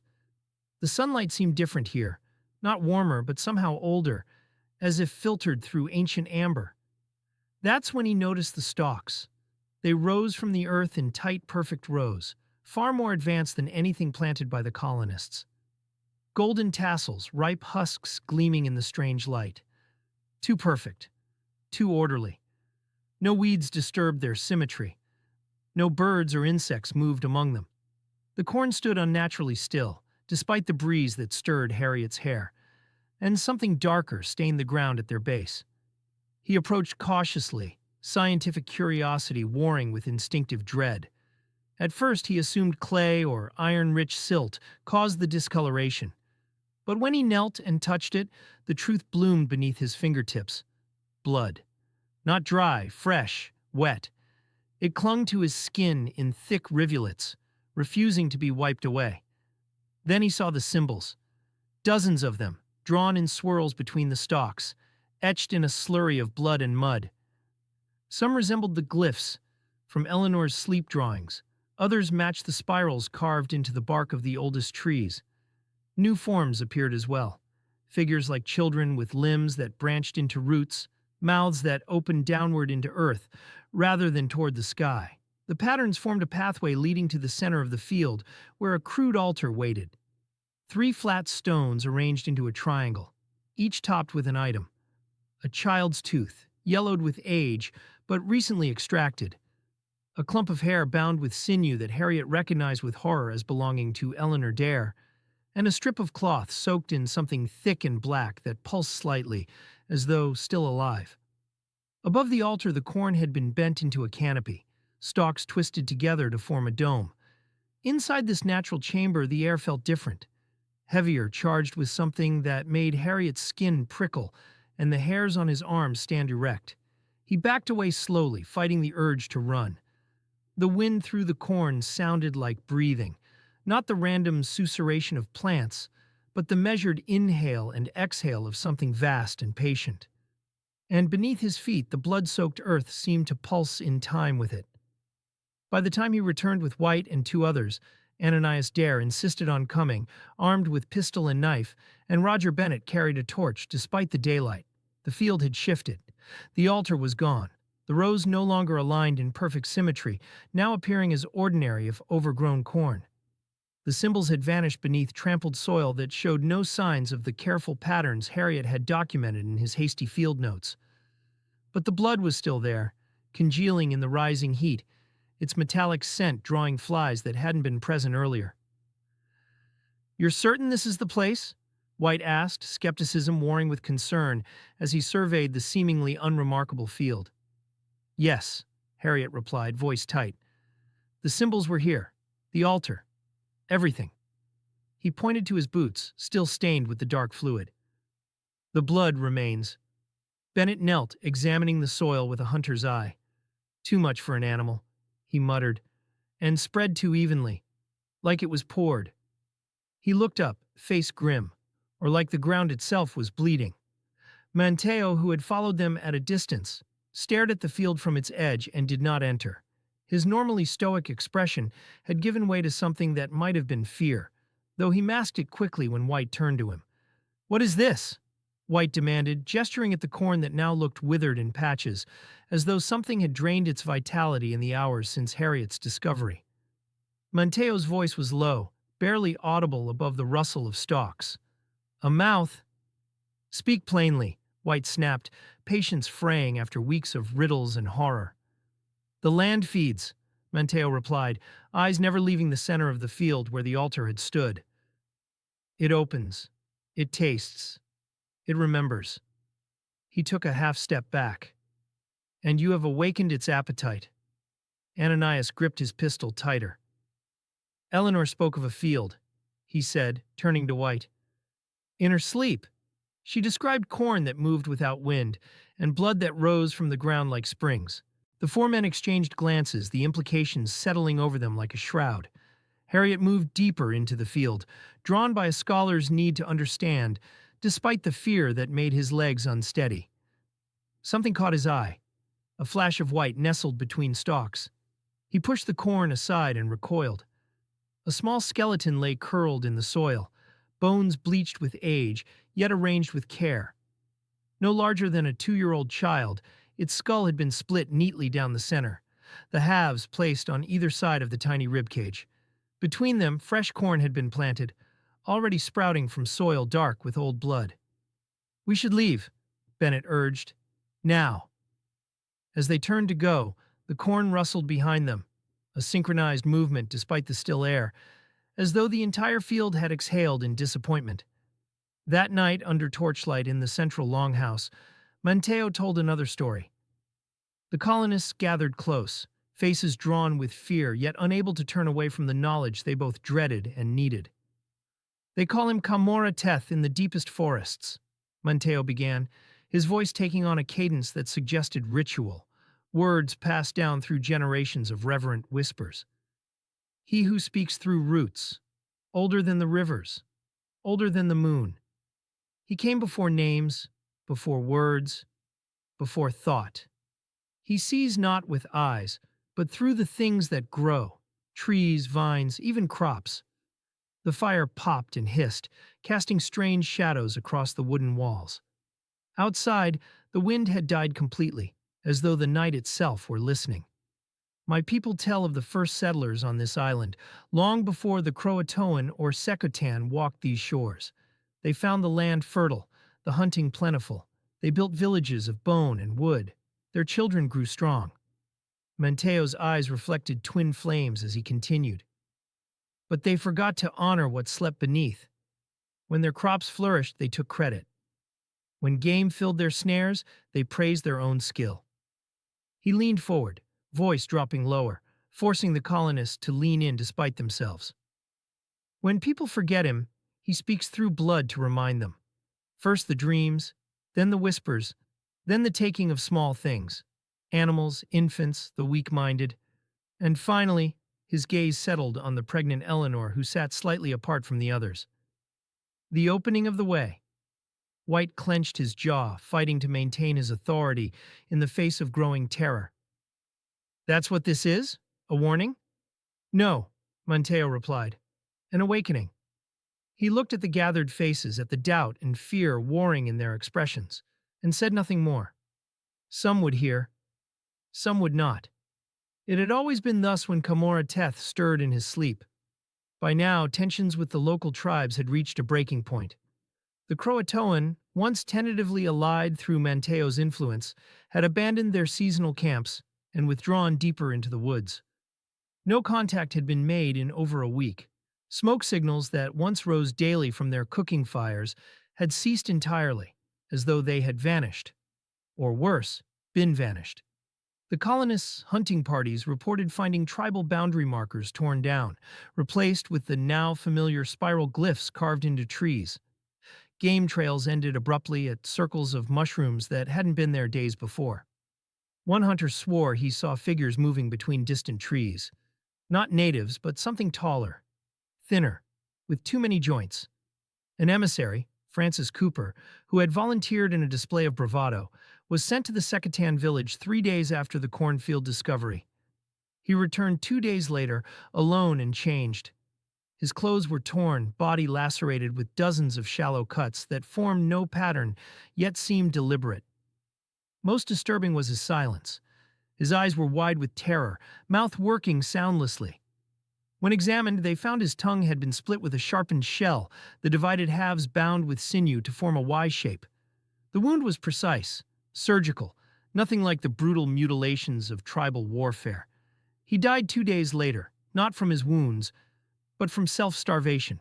He refused all food and water, shaking his head violently when anything was brought near his mouth. In his final hours, he managed to scratch a message into the wooden floor beside his pallet. They feed the roots. Rumors flew through the colony, spreading like contagion from tent to tent, that the tribes were sacrificing English blood to the forest gods, that children were being traded for protection, that some among the colonists had made deals of their own. Mary Chapman was ostracized when neighbors claimed to have seen her whispering to the trees at dawn, her infant son held up in offering. The Brown family barricaded themselves in their half-built home after their oldest daughter began speaking in 2 voices simultaneously. One her own, the other deep and fluid, like water moving through hollow wood. Even Harriet, once respected for his scientific mind, found himself regarded with suspicion when his obsessive documentation of the symbols was discovered. The careful renderings looked too precise, too reverent in their detail. Trust evaporated like morning mist. Families who had crossed an ocean together now eyed each other across the settlement with barely concealed suspicion. Meals were taken in isolation. Doors were barred at night. Weapons never left hands. The colonists began building a wall. It started as a practical measure, protection against potential native attacks, but quickly became something more desperate, more primal. Logs were felled from the eastern forest edge, as far from the cornfield as possible. Men worked in teams, never alone, axes swinging in nervous rhythm as they glanced continually over shoulders. The timber was driven into the soil, lashed together with rope and pitch. Each post was marked with a crude cross, a futile attempt to sanctify wood that came from an unhallowed forest. The palisade grew day by day, crude but tall, a physical manifestation of the mental barriers the colonists tried to maintain against the creeping horror. Women and children gathered stones to reinforce the base. Some claimed the rocks grew warm when stacked, whispering to each other when left unattended. Others insisted they saw faces forming in the grain of freshly cut logs, not carved, but emerging from within, like features pressing against a thin veil. Spears were mounted at the gate, their points hardened in fire, believed to cleanse whatever taint the wood carried. Crossbows were readied, bolts blessed by makeshift prayers from men who had never considered themselves particularly devout. The ammunition was limited, the fear limitless. Children were kept indoors, despite the suffocating summer heat. Lessons continued. Arithmetic, letters, scripture, but the children's slates increasingly showed the same spiral patterns, the same branching figures, regardless of what they were instructed to write. No one ventured into the woods alone. 3 men who defied this unwritten law returned with no memory of where they'd been, their boots filled with soil from a terrain no one recognized, red clay mixed with something fibrous, like pulped wood. At night, drums sounded in the distance. Not tribal rhythms with their familiar cadence, but slow, deep thuds like a heartbeat made of stone. The sound came from everywhere and nowhere, impossible to triangulate. It matched the pulse of the forest itself, which seemed to breathe in synchronized rhythm. After particularly cold nights, Frost patterns on tent canvas formed the now familiar symbols: spirals, eyes, branching figures. The ice melted to reveal canvas already stained with the same patterns, as though the frost merely revealed what was already there. One night, under a rising red moon that hung swollen and malevolent above the tree line, a patrol discovered something on the eastern border of the settlement, just beyond the newly constructed wall. Effigies, 7 of them, made from twisted vines and strands of hair, staked into the ground in a crescent formation. Each stood roughly the height of a man, woven with unsettling skill into shapes that suggested human figures while remaining plant-like in texture. They swayed slightly despite the still air, as though animated by some internal rhythm. Each had a head roughly shaped from bundled vines, with a mouth sewn shut with thorns. The faces were featureless, save for those grotesque mouths and small items that identified them with terrifying specificity. One wore a strip of fabric that Benjamin Cooper recognized as torn from Eleanor's nightdress. Another bore the likeness of Harriet's spectacles, carved with remarkable precision from bark. A third had John White's signet ring nestled in the center of its chest, like a grotesque heart. The final effigy, smaller than the others, had a doll's head, a child's toy brought from England, mounted on its vine shoulders, painted with red smears for eyes, and a mouth that stretched too wide, revealing teeth carved from bone fragments. "Burn them," White ordered, voice steady despite the tremor in his hands. They dragged the effigies to the center of the settlement and built a pyre beneath them. As flames licked upward, the vines seemed to writhe, not like plant matter burning, but like living things in agony. The fire hissed with the scent of iron and rot, not the expected smoke of burning vegetation, but something fouler, older. Most disturbing was the sound, a high, thin keening that rose from the flames, modulating into something that resembled speech. No one would later agree on what words they heard, but all felt the weight of communication, of something speaking through the fire itself. As the effigies crumbled to ash, a wind rose suddenly from the north, cold and sharp despite the summer night. It scattered the ashes in a perfect spiral pattern, before dying as abruptly as it had begun. Eleanor stood at the edge of the firelight, separate from the others, one hand resting protectively on her swollen belly. Her eyes reflected the flames with unnatural intensity, pupils contracted to pinpoints despite the darkness. "They're not warning us," she said aloud, voice carrying in the sudden silence that followed the fire's death. Monteo looked at her, puzzled by the certainty in her tone. "They're inviting us," she continued, her free hand tracing unconscious patterns in the air, the same symbols that adorned trees and dreams and blood-soaked cornfields. The field, the effigies, the children, all of it. Then she turned to him, her face transformed by firelight into something ancient and knowing. "And I think I'm meant to answer." "Eleanor," Ananias began, moving toward his wife with hands outstretched. But she shook her head. "It's too late," she said softly. "It's been too late since we first stepped on this shore." Her hand caressed her belly, where the child had grown increasingly active as the strange events intensified. "She hears them already. She knows them." White stepped forward. "Who does your child hear, Eleanor?" She smiled, a gesture that used muscles in her face wrongly, stretching her expression into something that resembled joy, but carried none of its warmth. "The first ones. The hungry ones. The ones who have waited so long for a new voice to speak their names." That night Eleanor dreamed again, though dreamed was too simple a word for what she experienced. She was both asleep and awake, her consciousness split between her body lying beside her husband and her spirit walking beneath stars that formed unfamiliar patterns.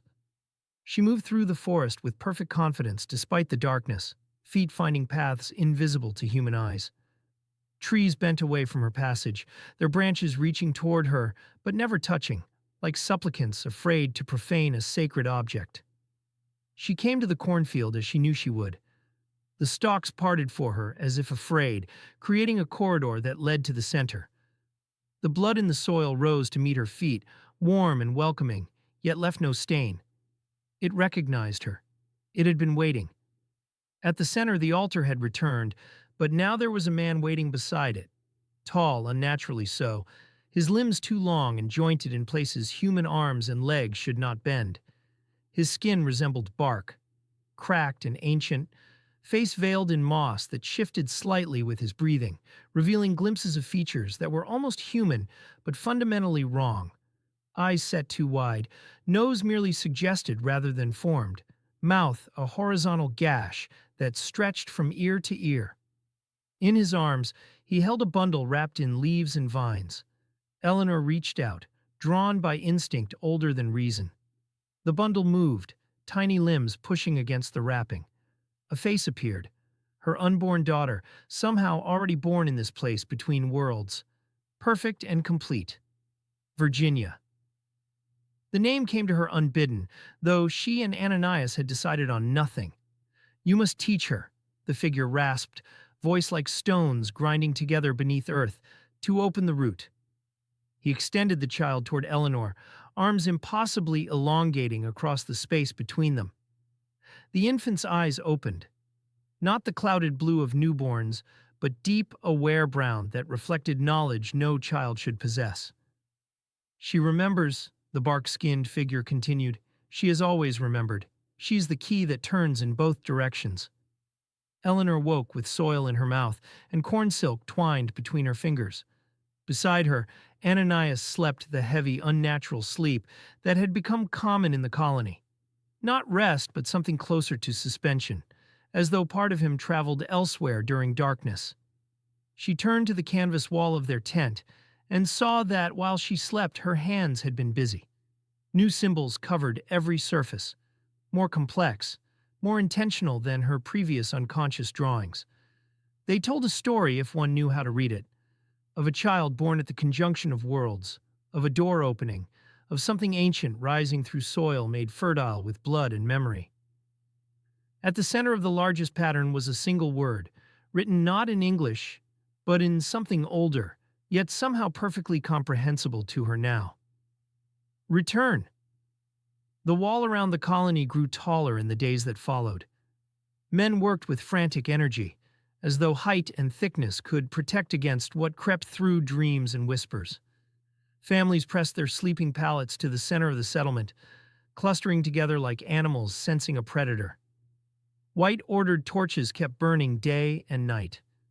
The precious oil was nearly exhausted, the supply ships not due for months. No one suggested conserving it. Darkness had become the enemy, not for what might hide within it, but for what it might reveal about themselves. And outside, in the forest that pressed closer each night, roots shifting beneath soil like patient serpents, something waited and watched and listened to the child growing within Eleanor's womb, the first to be born on soil that remembered the taste of sacrifice, the first to belong to both worlds, the key in the lock.